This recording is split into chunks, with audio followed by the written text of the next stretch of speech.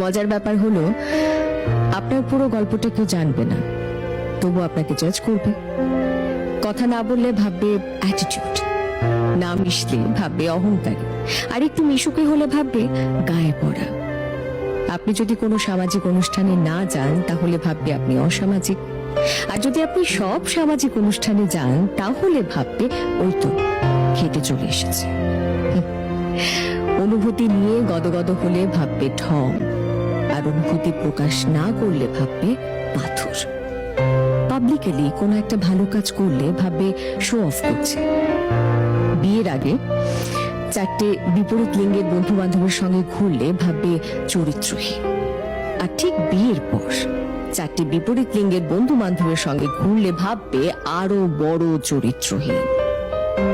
প্রেমিক বড়লোক হলে ভাববে গোল্ড ডিগার। একটা দামি শাড়ি কিংবা একটা গয়না পরে ছবি পোস্ট করলে ভাববে বরের টাকায় ফুটানি দেখাচ্ছে। বাচ্চা না হলে এটাই ভাববে মেয়েটার সমস্যা আছে। হাত খুলে খরচা করতে জানলে ভাববে টাকার গরম দেখাচ্ছে। দুঃখ ভুলে হাসি মুখে বাঁচতে চাইলে ভাববে অনুভূতিহীন।